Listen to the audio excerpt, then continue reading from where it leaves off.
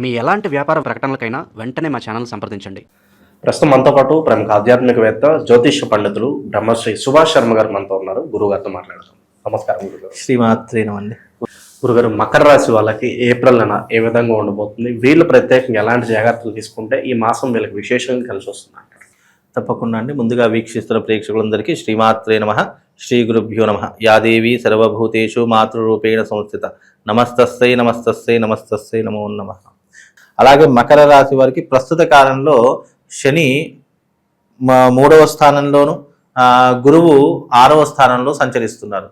తదుపరి వీళ్ళకు 7వ భావంలో గురు సంచరిస్తూ ఉంటాడు. తదుపరి స్థానం వీళ్లకు వెళ్ళిన తర్వాత వీళ్ళ జీవితం చాలా అత్యద్భుతంగా ఉంది. మొన్న ఉగాది పంచాంగ శ్రవణంలో కూడా చెప్పా, ఏంటి ఈ సంవత్సరం అదృష్టం కలిగినటువంటి రాశుల్లో, మహర్జాతకం పట్టబోయేటటువంటి రాశుల్లో మకర రాశి వారు ఒకరు అని చెప్పి. ఎందుకంటే ఎప్పుడైతే జూన్ 1వ తారీఖులో వీరు అడుగు పెడతారో మకర రాశి వారు, 7వ స్థానంలో గురు సంచారం, 3వ స్థానంలో శని సంచారం, రెండూ కూడా యోగదాయకంగా వీళ్లకు అనుకూలంగా ఉన్నటువంటి విధంగా జాతక చక్రం తిరగబోతుంది. అంటే మకర రాశి వారికి మహర్జాతకం పట్టబోతుంది అని కూడా చెప్పుకోవచ్చు. ముఖ్యంగా ఈ యొక్క మాసము మకర రాశి వారికి చాలా అద్భుతమైనటువంటి మాసంగా చెప్పుకోవచ్చు. ఇప్పటి నుంచి వీళ్ళ జీవితంలో టర్నింగ్ పాయింట్, ఏప్రిల్ నెల నుంచి టర్నింగ్ పాయింట్ వచ్చేటటువంటి సూచనలు కనిపిస్తున్నాయి. అంటే జీవితం మారడానికి ముందుగా భగవంతుడు కొన్ని సూచనలు ఇస్తూ ఉంటాడు. అలాంటి సూచనలు ప్రారంభమయ్యేటటువంటి రోజు మకర రాశి వారికి అని చెప్పుకోవచ్చు. అలాగే ఏప్రిల్ నెలలో కూడా వీళ్ళకు అదృష్ట పదమైనటువంటి విషయాలు ఎన్నో రకాలుగా జరుగుతాయి. ఆర్థిక పరంగా కావచ్చు, ఫైనాన్షియల్ పరంగా కావచ్చు, వృత్తి వ్యాపార రీత్యా కావచ్చు, అన్నింటిలో లాభాలు ఎక్కువగా గడిపేటటువంటి అవకాశం ఉంటుంది. అలాగే 7వ భావంలో గురు సంచారం ద్వారా ఏమవుతుందంటే పుత్రోత్సాహం పెరుగుతుంది. సంతానం లేనటువంటి వారికి సంతానం కలిగేటటువంటి అవకాశం ఏర్పడుతుంది. ఇన్ని రోజులు భార్య భర్తల మధ్య ఉన్నటువంటి వివాదాలు కావచ్చు, చిక్కులు కావచ్చు, అనుమానాలు కావచ్చు, అవన్నీ కూడా వీడిపోయి మళ్ళీ ఇద్దరు కలిసేటటువంటి యోగం కూడా ఈ యొక్క మకర రాశి వారి యొక్క జీవితంలో ఏర్పడబోతుంది. కాబట్టి మకర రాశి వారి గుర్తుపెట్టుకోండి, పట్టిందల్లా బంగారం అవుతుంది. అనుకున్న పనులు ఈజీగా జరిగిపోతాయి. ఇక మీరు ఏది చెప్తే అదే శాసనంగా మారేటటువంటి విధానాలు కూడా మకర రాశి వారి యొక్క జీవితంలో జరుగుతాయి. బికాజ్ ఇది జూన్ 1వ తారీఖు తర్వాత ఏప్రిల్ నెలలో అది ప్రారంభమయ్యేటట్టు, అంటే మనం విత్తనం వేస్తే చెట్టు ఎలాగైతే వస్తుందో ఇది ప్రారంభము అనేటటువంటిది అనుకోండి. కాకపోతే ఏప్రిల్ నెలలో మాత్రము అనవసరంగా మాటలు ఇవ్వడం కానీ, డబ్బులు వృధా ఖర్చులు చేసుకోవడం కానీ, ఎవరిని పడితే వారిని నమ్మడం కానీ, ఈ కొన్ని విషయాల్లో జాగ్రత్తగా ఉండండి. ఎందుకంటే ఇవి మళ్ళీ మిమ్మల్ని ఒక 2-3 నెలలు వెనక్కి లాగేస్తూ ఉంటాయి. అలా లాగేయకుండా కాస్త ఏప్రిల్ నెల నుంచే కాస్త జాగ్రత్తగా ఉండే ప్రయత్నం చేయండి. ఎందుకంటే మీ జీవితం మారబోతుంది. బెల్లం ఉంటే ఎలాగైతే ఈగలు వాలుతాయో అలాగా మీ మంచిగా ఉన్నాడు ఒక మనిషి అంటే అతని చుట్టూ బంధువులు, మిత్రులు, శ్రేయబాటు, ఎప్పుడు లేనటువంటి ప్రేమ అవన్నీ ఒలకబోస్తూ ఉంటారు. అందుకే కాస్త జాగ్రత్తగా ఉండండి.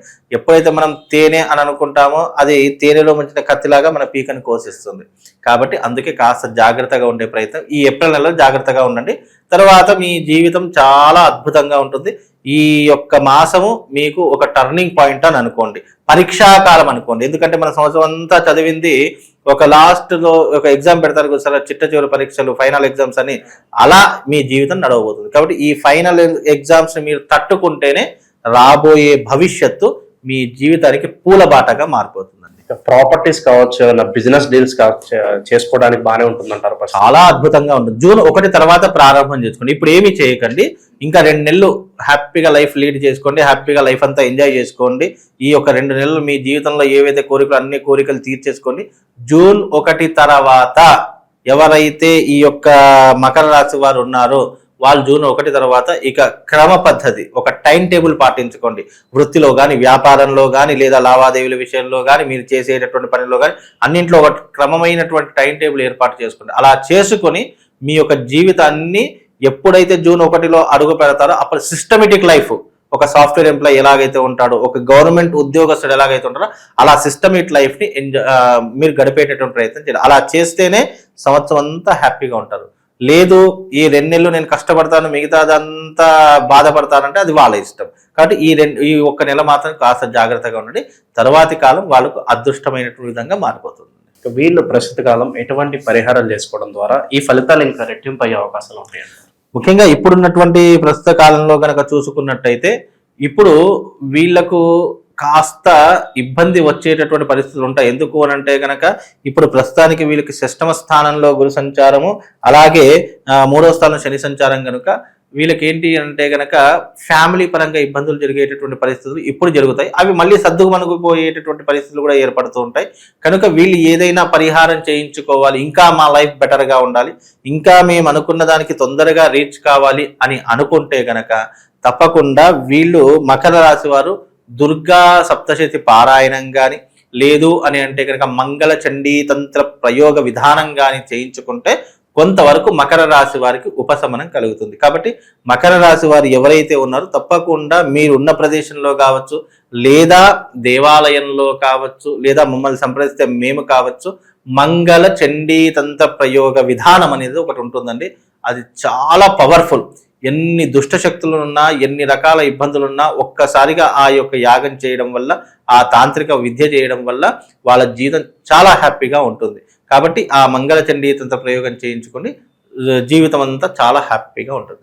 గురుగారు, ఈ రాశి వాళ్ళకి ప్రత్యేకంగా శత్రువులు బాగా ఎక్కువగా ఉన్నారు, నరఘోష నరదిష్ట ఎక్కువగా ఉంది, మేము బాగుపడుతున్నా ఏమన్నా కొనుక్కున్నా కూడా చూసి ఓరవలేని వాళ్ళు ఎక్కువగా తయారయ్యారు మా జీవితాల్లో అనుకున్న వాళ్ళకి ఈ ప్రభావాలన్నీ దూరం అవడానికి మంచి పరిష్కార మార్గం ఏమన్నా తెలియచేయండి. తప్పకుండా అండి. ముందుగా వీక్షిస్తున్న ప్రేక్షకులందరికీ శ్రీమాత్రే నమః, శ్రీ గురుభ్యో నమః.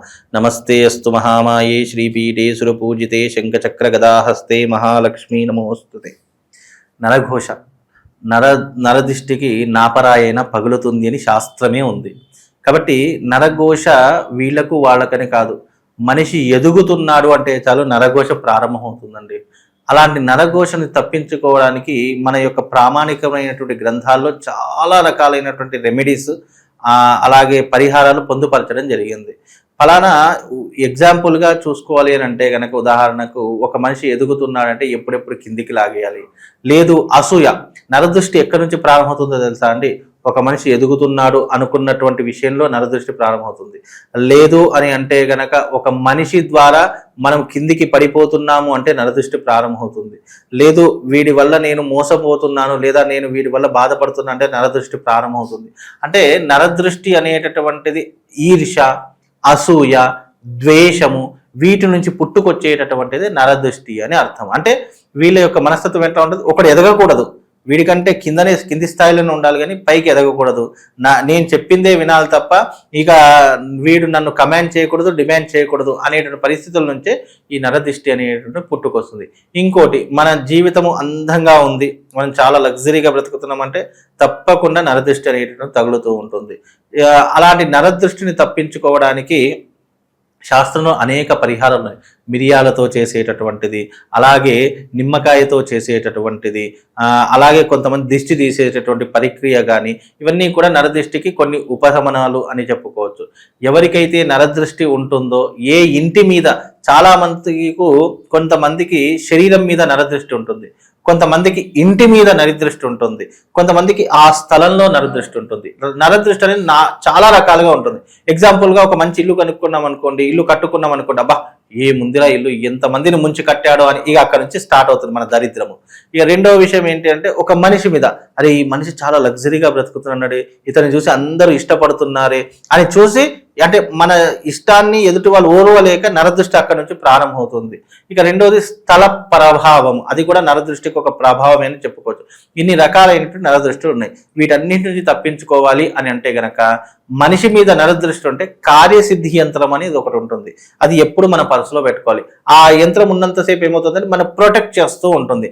ఇప్పుడు మన శరీరానికి, మన యొక్క హృదయానికి, మన యొక్క మెదడుకి ప్రొటెక్ట్ ఏంటంటే బయట కనిపించేటటువంటి ఈ లేయర్కి కూడా రక్షణ కావాలి అని అంటే గనక మన యొక్క శరీరం మీద ఎప్పటికీ కూడా సర్వ కార్యసిద్ధి యంత్రం ఉండాలి.